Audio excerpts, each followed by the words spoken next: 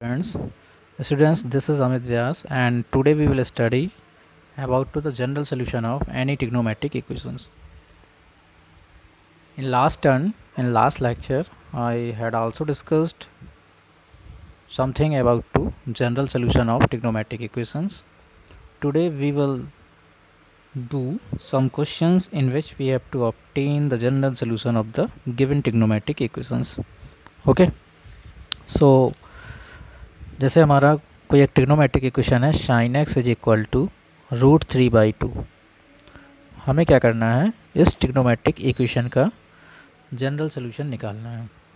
General solution का मतलब ये हुआ कि इस इक्वेशन को सेटिस्फाइड करने वाली एक्स की जितनी भी वैल्यूज़ होंगी सारी की सारी वैल्यूज़ को रिप्रेजेंट करने वाला जनरल एक्सप्रेशन हमको फाइंड आउट करना है और उसी को हम लोग बोलते हैं जनरल सोल्यूशन।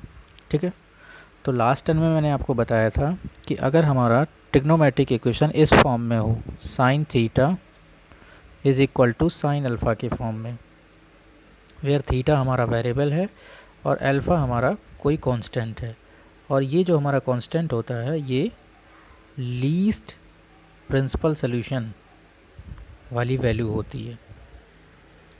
भाई किसी भी ट्रिग्नोमेट्रिक इक्वेशन के दो प्रिंसिपल सॉल्यूशन होते हैं, तो उन दोनों प्रिंसिपल सॉल्यूशन में जो लीस्ट वाला प्रिंसिपल सॉल्यूशन होगा वो हम एज ए अल्फ़ा कंसीडर करते हैं।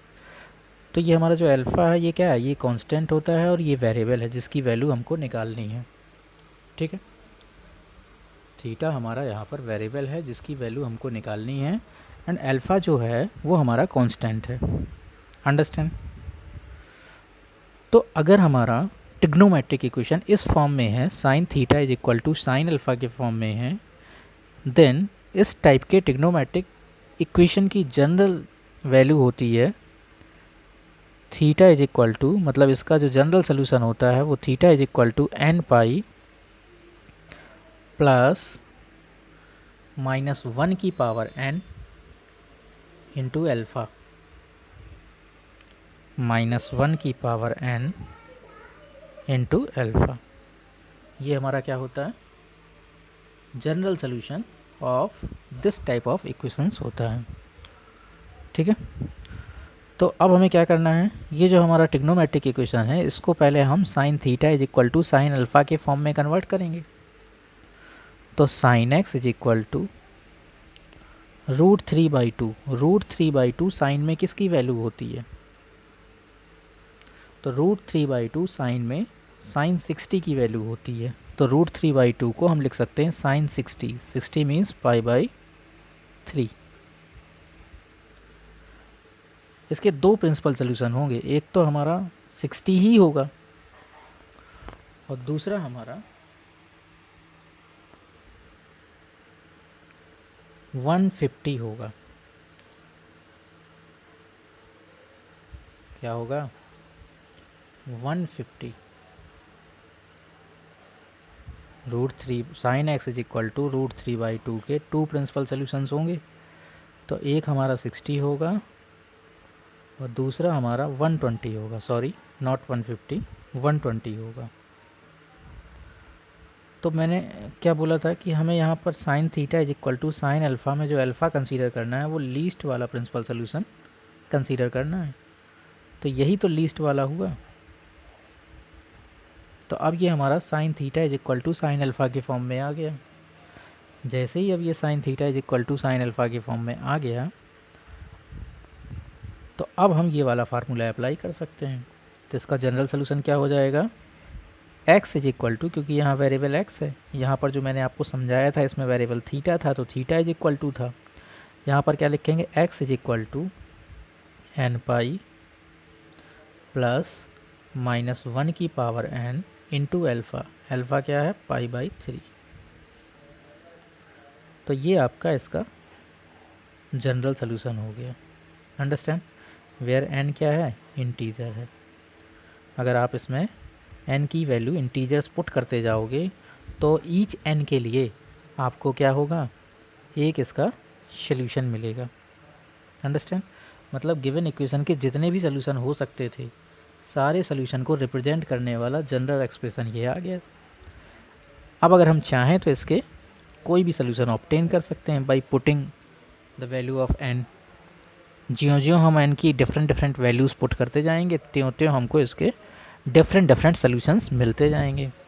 तो हमको सारे सोल्यूशंस थोड़ी राइट करना है, हमने तो एक ऐसी वैल्यू राइट कर दी जनरल फॉर्म में जिसकी हेल्प से हम ऑलरेडी सारे सोल्यूशन निकाल सकते हैं, लेकिन निकालना नहीं है, रिप्रेजेंट हमें इसी फॉर्म में करना है।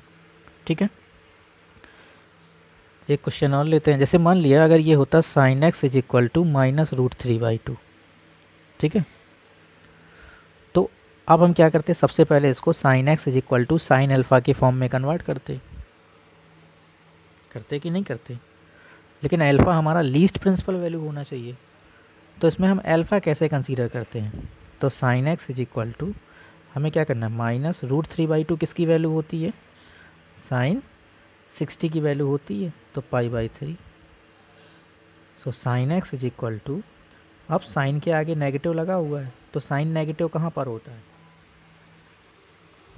थर्ड में होता है, फोर्थ में होता है।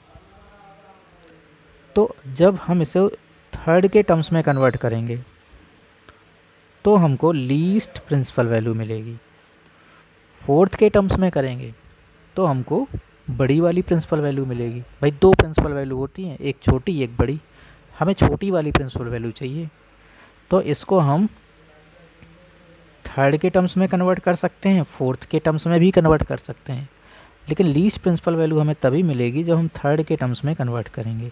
ठीक है, तो यहाँ पर हमें केवल और केवल थर्ड के टर्म्स में कन्वर्ट करना है, क्योंकि केवल हमें लीस्ट प्रिंसिपल वैल्यू से मतलब है, जनरल सोल्यूशन निकालना है ना। अगर हमको प्रिंसिपल सोल्यूशन ही निकालना होता तो हम थर्ड के टर्म्स में भी कन्वर्ट करते तो हमको एक प्रिंसिपल वैल्यू मिलती, और फोर्थ के टर्म्स में कन्वर्ट करते तो दूसरी प्रिंसिपल वैल्यू मिलती।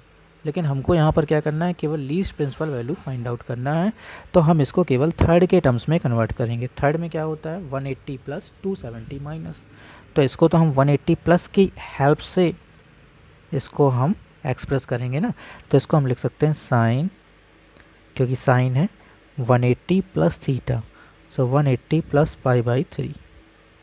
सो ये हो जाएगा sine x is equal to, इसको सॉल्व कर लें, अंदर एंगल को ऐड कर लें ये, तो ये साइन 3π प्लस 1π 4π/3।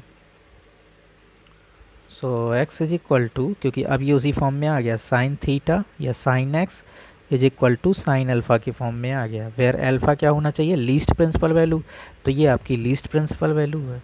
तो x इज इक्वल टू हो जाएगा n π प्लस -1 की power n into alpha, alpha यहाँ पर 4π/3 है, तो ये आपका जनरल सोल्यूशन हो गया इस केस में। अंडरस्टैंड, ये आपका जनरल सोल्यूशन इस केस में हो गया, where n belonging to integer. जैसे मान लो एक क्वेश्चन हम और भी लेते हैं। जैसे मान लिया हमारा क्वेश्चन ऐसे होता, tan x is equal to √3, और हमें इसको सॉल्व करना है, इसका जनरल सोल्यूशन फाइंड करना है। कौन सा सोल्यूशन, जनरल सोल्यूशन। तो हम क्या करेंगे, सबसे पहले इसको कन्वर्ट करेंगे tan x is equal to tan alpha के फॉर्म में, वेयर अल्फा क्या है, लीस्ट प्रिंसिपल वैल्यू, तो tan x is equal to √3 को हम क्या लिख सकते हैं, tan 60, 60 मीन्स π/3। तो बस अब ये आ गया आपका tan x is equal to tan alpha के फॉर्म में, वेयर अल्फा क्या होना चाहिए, लीस्ट प्रिंसिपल वैल्यू होना चाहिए। तो π/3 तो फर्स्ट क्वाड्रेंट में लाई कर रहा है ना, तो अगर कोई एंगल फर्स्ट क्वाड्रेंट में लाई कर रहा है तो ऑब्वियसली वो लीस्ट प्रिंसिपल वैल्यू ही होगी, क्योंकि उससे बड़ी जो वैल्यू है वो या तो सेकंड में आएगी या थर्ड में आएगी या फोर्थ क्वाड्रेंट के टर्म्स में आएगी।